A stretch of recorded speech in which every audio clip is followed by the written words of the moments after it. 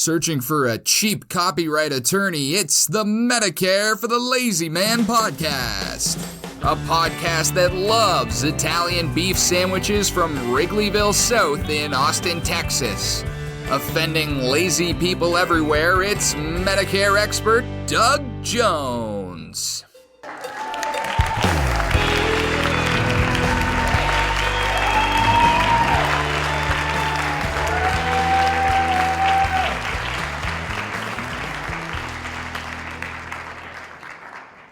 Well, hello, everybody. Welcome to another episode of the Medicare for the Lazy Man podcast. I am your lazy man, your Medicare expert for today, Doug Jones, and I am so happy to have you joining us today.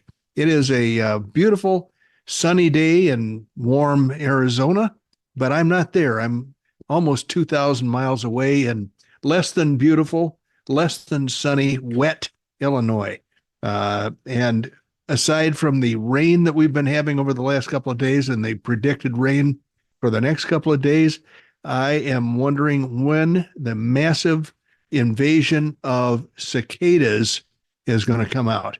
The forecast is that the 17-year, what we used to call locusts, and the 13-year locusts are all going to converge together.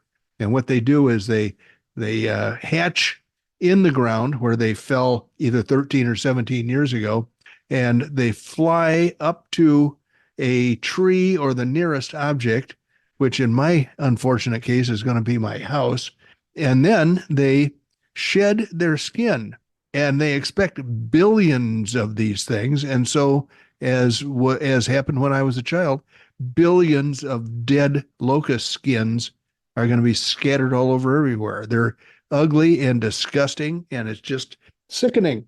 So that's what we have to look forward to. Haven't seen or heard any yet, but they're on the way.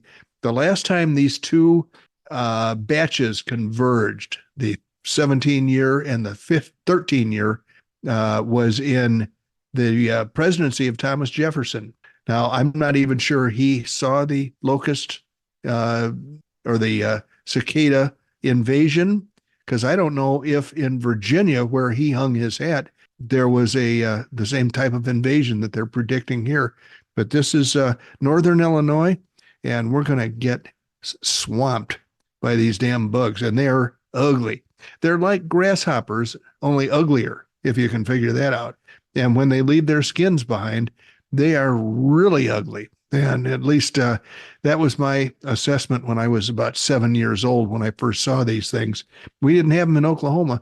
Anyway, I want to tell you that we're here to enjoy the acquisition of Medicare knowledge.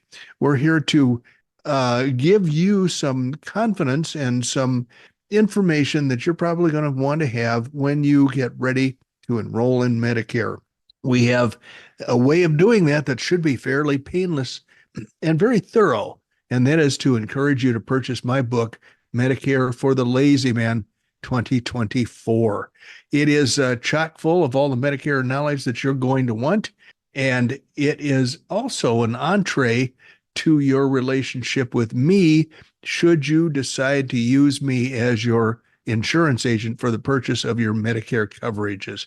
And if that happens, I will be happy as a frog, and I will be willing to do everything necessary to make sure that you've got excellent Medicare coverage at a very reasonable cost.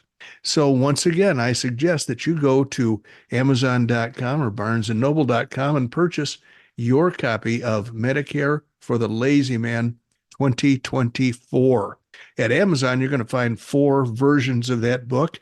You're going to find the paperback version, the Kindle version, which can be sent to you immediately, the Audible version, with which you can listen to all the knowledge as it washes over you, and the hardcover version, the flagship of the fleet, as it were. So go to Amazon, buy those books, and get ready to learn all about Medicare in a very painless and entertaining way. Randy, I'm going to drink a little Coke here. Why don't you introduce yourself? Well, hello there, everybody. My name is Randy Carson, and I'm the nominal producer of this podcast. And as Doug said, we're all sitting on pins and needles waiting for the cicada invasion to start. I heard they're capable of carrying away a human out there in Illinois. I'm not sure, but it sounds terrible. Well, I think I've told you before during the podcast, but I'll do it again. I was not warned that these cicadas were on the way when I was 7 years old. And we lived very, very close to where I am right now in Wayne, Illinois, which is all rural and wooded for the most part. And so my parents had given me a pup tent, which I pitched in the backyard. Yeah. And I went in to take a nap in that tent or to sleep out or something. And the inside was completely lined with these skins. The cicadas had come up out of the ground. And of course, the tent was the first thing those particular ones hit. And so they stopped right there and they shed their skins. And I guess somehow tried to figure out how to get up to the trees where they will mate. And eventually the eggs will fall down to the ground and or pupae or whatever, they'll burrow into the ground. So I was thoroughly disgusted and upset with the fact that my tent was now full of these ugly, dead cicada skins. Well, I have a question now. Given the fact that you have a lot more knowledge about cicadas than I do, apparently, I don't know whether we don't have them, where I'm from in Nebraska. I don't know. I never remember seeing any, but anyway, I got a question. So, yes, sir. So the cicadas, they come up out of the ground and they shed their skin. Okay. Then the skinless or the new clothed the cicadas try to get to a high point. What happens to them after they lay their eggs? Do they just hang in the tree and die or what? Well, here's what happens. I believe they meet like a lady cicada or a gentleman cicada, and then they mate, and then their eggs drop to the ground. Now the whole what thing happens is to the bodies? Well, the bodies probably they just croak. I think they just keel over, fall off the tree, or whatever. We've got very mature oak trees here. I mean, they look like they're 150 feet tall, some of them. And I believe that if those trees hadn't been there for generation after generation of cicadas, then we would not have an invasion today. The reason I think that is when I heard that in, oh God, whatever year it was, 1990, there was going to be an invasion of cicadas, I was really worried because those things disgust me and I don't know how to deal with them. And it turned out that we had very few at our house in St. Charles, Illinois, because it was built on what had been a pasture. There were no mature trees until, 20 years before the house was built. And it was not cicada friendly breeding ground. Okay. So when you bought this house or built it, yep. Was there a sign out front that said cicada friendly or cicada? No, because it's unspoken. You're enjoying this way too much. So the real estate guy's going, don't tell anybody about the cicadas out there.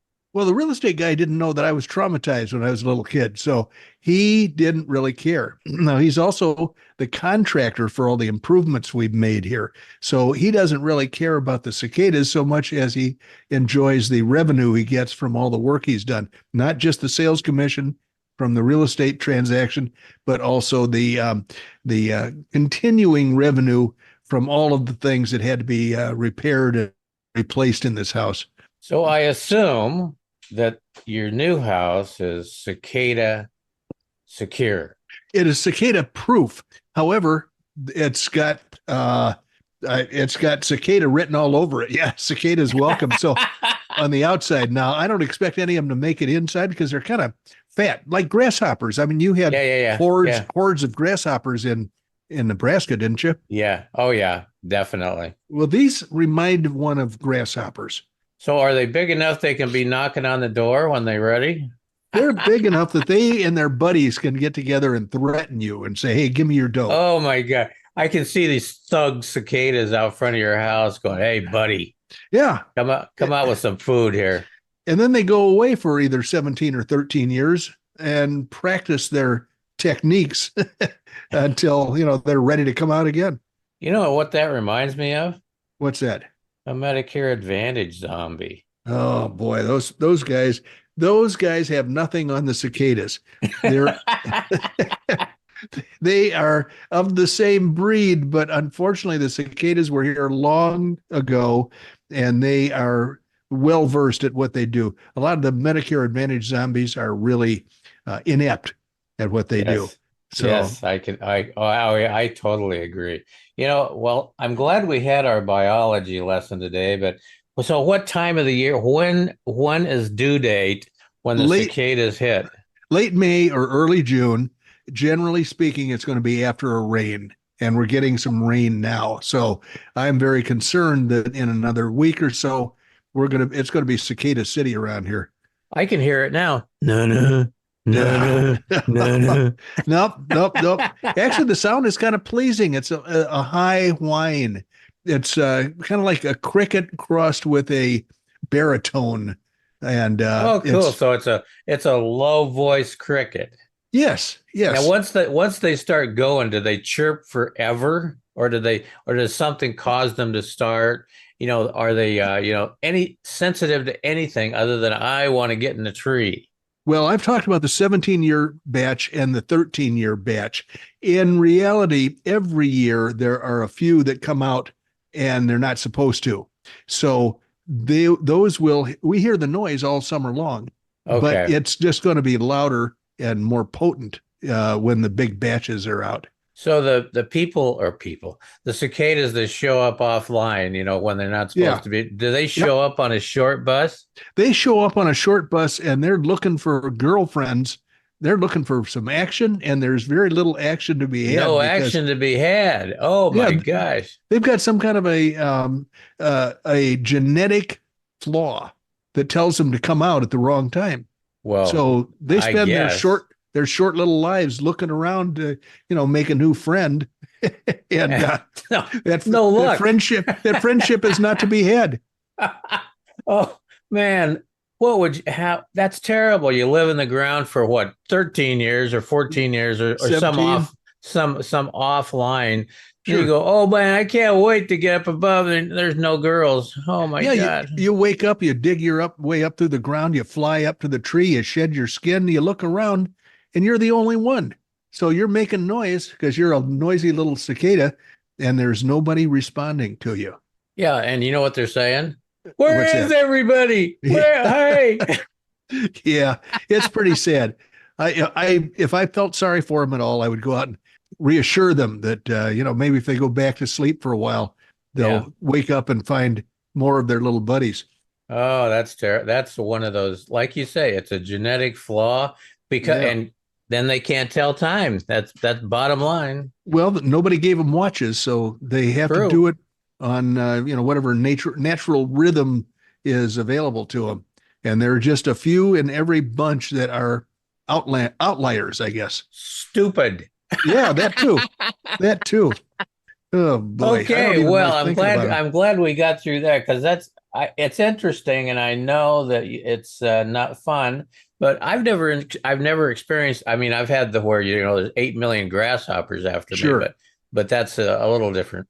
Well, not a whole lot different, though. I don't know if grasshoppers actually make noise. I think they do, but yeah, they do. They rub their hind legs together, and the bottom line is, now this is going to be probably way too much information, but when I was a little kid, I was fascinated by grasshoppers, and their hind legs have got these little sawtooth things on them, and if you pick them up wrong, they'll cut your freaking finger with that sawtooth thing. Oh boy. Yeah, this is why I never touch anything even remotely resembling an insect. I just don't know what's going to happen. I figure it's not going to be anything good. So, but the grasshoppers make noise. The cicadas make noise. They make a lot of noise. And crickets. And we all know about crickets. They don't really have a season where they go away, except maybe wintertime. But the crickets, theoretically, you can figure out the air temperature, by doing some math with the frequency of cricket chirping. Yeah. So the guy that figured that out, I'm telling you, Doug, he didn't have nearly enough stuff to do. No, he had a lot of free time. He really did. So I don't know. Well, let's try to get through this, because if those little buggers show up in the middle of our podcast, we're going to be screwed. I we're not going know, to be able to because finish. we're never going to hear anything again. All you're going to That's hear right. is cricket or cicada noise. That is right. So Well, let's go for it. I'm going to mute out and I'm going to let you move on smartly. All righty. Well, I'm going to discuss something that is should be near and dear to a lot of people's hearts, and I'm afraid that it's not um, realized by enough people yet. But some people have bought the Cadillac, the Rolls Royce of Medicare supplement plans in the past, and here it is, years and years and years later. The price has done nothing but go up for that plan, and they're blowing an opportunity to save a lot of money and still have excellent protection. So the article that I'm going to start with was curated by the content curator who got back on the job today, and it's entitled "The Best Medigap Plan Is Not Really the Best." It's written by Diane Omdahl, a woman that I quote frequently here. She is a Medicare expert headquartered somewhere in the Milwaukee area. She doesn't sell insurance, but she does have classes for people that have to learn about Medicare, and she makes a living as a Medicare expert. So once again, the title of this is "The Best Medicare Plan Is Not Really the Best." The question is, Medicare Plan F still the best Medigap plan? Remember, Medicare Supplement and Medigap are synonymous terms. So a Medigap policy is a Medicare supplement insurance plan, part of the original Medicare package and an alternative path to Medicare Advantage. Plan F was once called the Cadillac of Medicare plans. It covers the maximum allowed for all 9 benefits, such as inpatient hospital deductible, skilled nursing facility copayment, and the 20% coinsurance for outpatient services. Pay the premium, and there's first dollar coverage, which means the plan pays from day one. The beneficiary or the insured person pays no out-of-pocket costs when using healthcare providers who accept Medicare patients. According to a 2016 report from AHIP, that's the American Health Insurance Plans, about 55% of all Medigap policies that are currently in force are Plan F. This document is no longer available on the AHIP website, but there are mentions of that statistic in all kinds of places all over the internet. And once again, that statistic is that of all the people that have a Medicare supplement plan, over half, 55%, have a Plan F. But then the Medicare Access and Chip Reauthorization Act of 2015, known as MACRA, changed the rules. As of January 1st, 2020, insurers could no longer sell to newly eligible Medicare insured people, Medicare participants. They could no longer sell Medigap policies that covered the Part B, as in boy, deductible. Specifically, Medicare Supplement Plan F and Plan C are the plans that covered that deductible. Newly eligible participants in Medicare are not able to buy those plans. Anybody who turned 65 after January 1st of 2020, it is verboten for them to buy a plan that will cover the Part B deductible. That deductible this year is $240. In the 4 years since MACRA took effect, the Medigap Cadillac has turned into an Edsel. Only 1% of seniors purchasing a Medigap plan in 2023 chose Plan F, compared to 50% for Plan G that covers every benefit that Plan F offers except for that $240 deductible. So Diane Omdahl's advice is to think twice about Plan F. They would pay more than Plan F is worth, is one of those things. One of the things to think about. Dennis, the guy who wrote her, and all of those born before 1955, they can still purchase Plan F if they want to. However, it is not the best option for 2 very important reasons. Number one, they would pay more than Plan F is worth. And that $240 deductible that the Plan G does not pay for, well, Plan G costs a lot less than $240 I would say in some cases I've seen Plan F rates as high as $500 a year, higher than the Plan G rates. So if somebody's going to blow $500, then they basically will have thrown away the opportunity to save half of that in the form of the Part B deductible. The rates on Plan F are going up rapidly because the Part B deductible doesn't explain the whole thing. The other explanation is that there are many, many insured people carrying Plan F that are getting older with a higher risk of getting sick.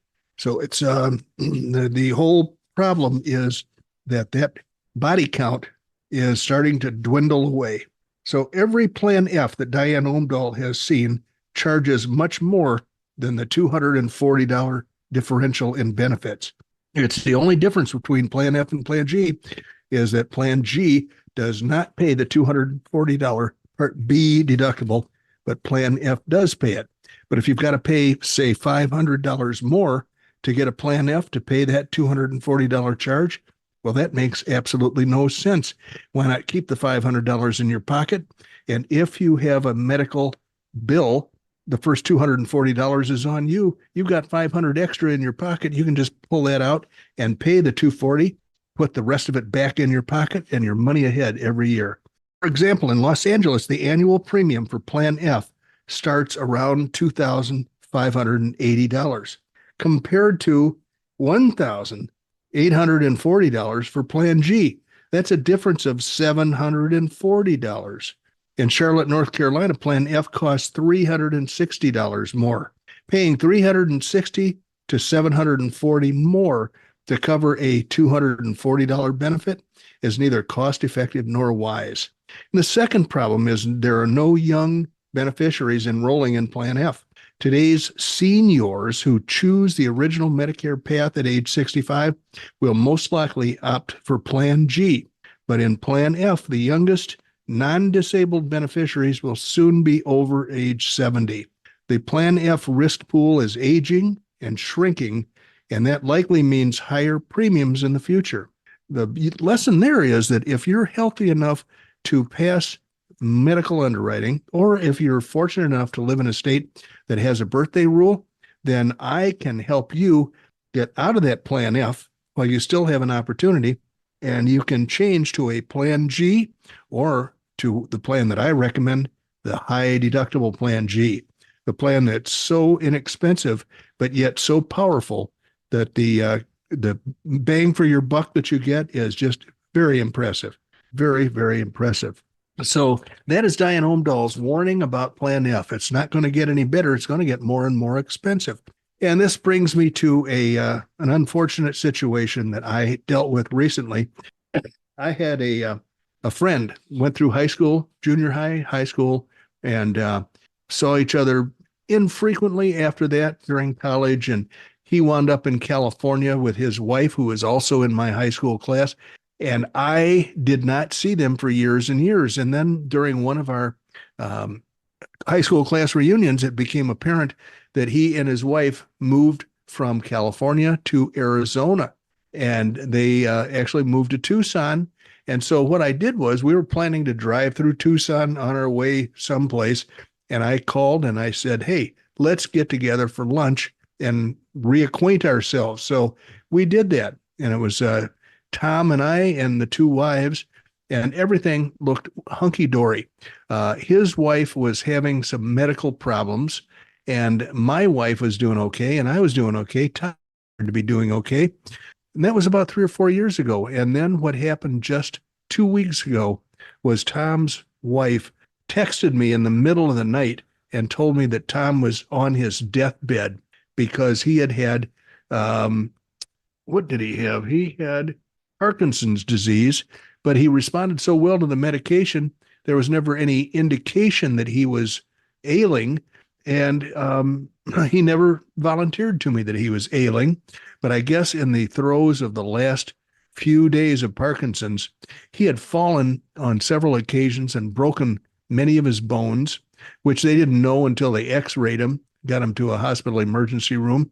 He was hallucinating. He was unaware of who his wife was. He did not recognize other members of his family. And she was texting me that it was just a horrible, horrible experience.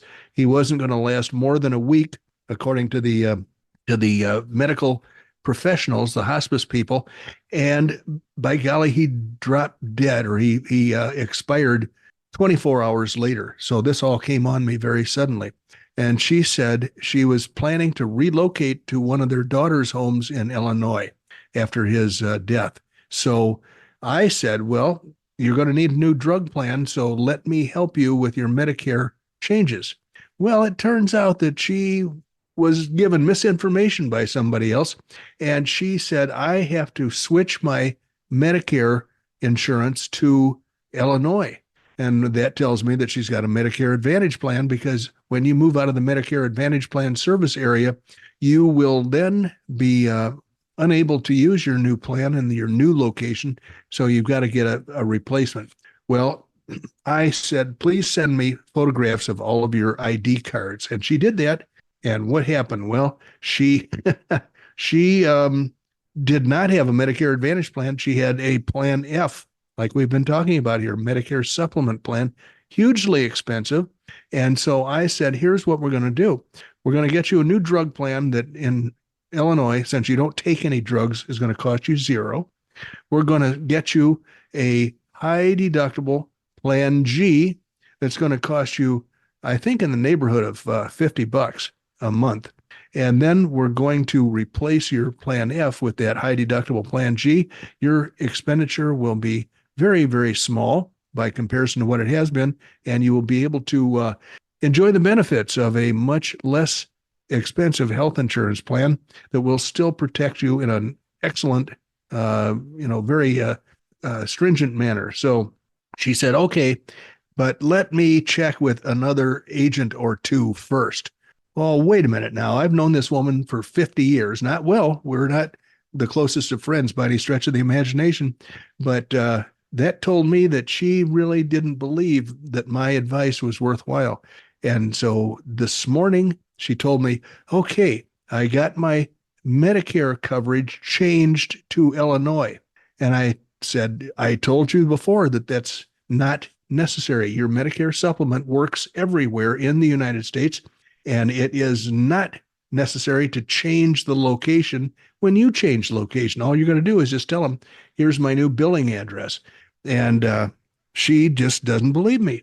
So frankly, some agent got a hold of her. I don't know whether this agent sold her a replacement Plan F, which would have cost a lot of money, or whether the agent actually sold her something like a Medicare Advantage plan. That's always possible too. I am frankly so disgusted with the fact that she didn't believe me that I was working in her best interest to save her money, that it was very painful to have to say to her, sorry, I can't help you anymore. You've got a new friend. You deal with that person. So I did a little mathematics based on Illinois Blue Cross Blue Shield Medicare supplement premiums. If we had executed my plan, then if she had no medical expenses, as she led me to believe, then during the course of the given year, she would save $2,500 a year. And if she had massive medical expenses, then it would only cost her a grand total of $75 more to have the cheap plan with the high deductible, because she will have saved so much in premium dollars, and she will have socked that money away, that if a bad thing happened to her, if she needed surgery, if she needed a hospitalization, and it was the worst possible case scenario, the extra cost would have been $75. It's incredible to me that somebody would be willing to pass up the opportunity to have an inexpensive plan, an inexpensive health insurance plan that would save that much money and still protect them in the event of a major catastrophe. So I frankly am sorry that this woman didn't pay more attention to me. I was disappointed that I wasn't able to help her, but somebody else helped themselves to the commissions that she allowed them to earn by not understanding that she did not need to replace her Arizona Medicare supplement with an Illinois Medicare supplement. The final thing I have to discuss today is charts that I was sent from an actuarial firm that tell me what the rate increases for the various Medicare supplement plans have been over the last few years. I'm not going to bore everybody with a whole lot of detail, but for various companies like Aetna, Blue Cross Blue Shield, I don't know what town, what state Blue Cross Blue Shield, Cigna, Humana, Mutual of Omaha, United Healthcare, and then all other companies, it is very apparent in this 4-year chart that the inflation that we've been suffering in the last couple of years has taken its toll on Medicare supplement rates and rate increases, especially the rates in 2024. We've already had some serious rate increases, and they have been in the neighborhood, in some cases, of 10% to 12%, whereas prior years for these companies have been in the neighborhood of 6% to 8%. And that trend is going to continue on for a long time until the inflation is brought under control. And that takes a while, as we know from when Ronald Reagan was elected. It took a couple of years to get a handle on inflation and to bring it down. Now, those were for Plan G. The charts that show those companies for their high deductible Plan G, it's very incredible. Many of the rate increases have been under 2%. High deductible Plan G allows the actuaries to have smaller and less frequent rate increases. The biggest rate increase I see is Cigna, who just brought out high deductible Plan G in 1 year. Only this last year have they had it, and their rate increase for that product has been 10%. Everything else on this sheet is much lower than 10%, with some of them in the neighborhood of below 1% increase. So this points out what I've been saying over and over again. The rate increases you can expect from a rich Plan G, or especially a rich Plan F, are going to be more frequent, and they're going to be larger. If you are smart enough to have high deductible Plan G as your Medicare supplement, your rate increases are going to be smaller and less frequent. And as time goes by, you're going to find yourself in a much better economic position in comparison to your fellow compatriots that have high deductible, or that have regular Plan G and Plan F. Those people will be paying a lot more money, whereas you can, if you wish, save that money, put it into your sock drawer. And if you have medical expenses that are subject to the deductible, pull some of that money out of the sock drawer and pay those premiums, and then you will still be money ahead. So that's my philosophy, and that's what I tell all my clients. Randy, it's I completely forgot about our commercial location. I should have been selecting a point halfway through our podcast episode, but I didn't do it. Well, you know something, it was so interesting, the topic that we were discussing. You know, we both, I didn't think about it either. So we'll have to figure that out. Yeah, there's a way to find, throw a dart at it or something. Yeah, we'll just put a target up on your wall and throw a dart at it and see what you get.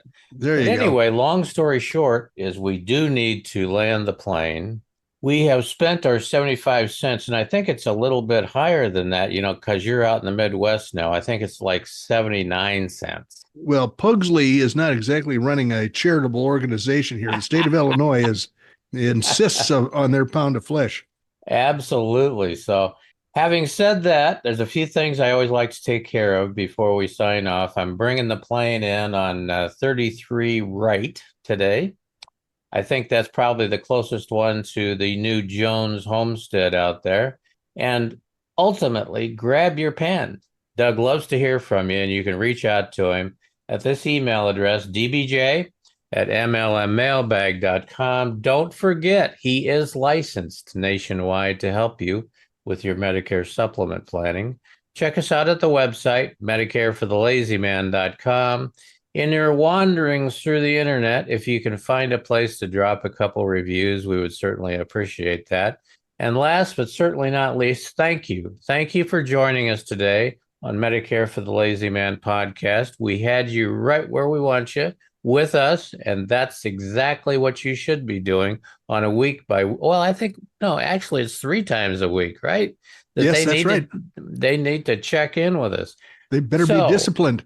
Absolutely. Put it up on your refrigerator under a magnet, and that will help you remember us. So anyway, long story short, as you probably weren't checking your watch, you have spent about 32 and a half minutes with Doug Jones, the insurance guy from Oklahoma, now camped out in Cicada Central in Illinois, and we are waiting for the arrival.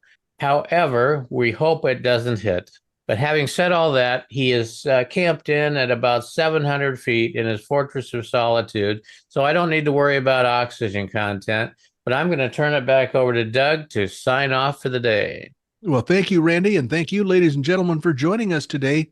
I'll be looking forward to seeing your smiling faces during our next episode. Bye-bye.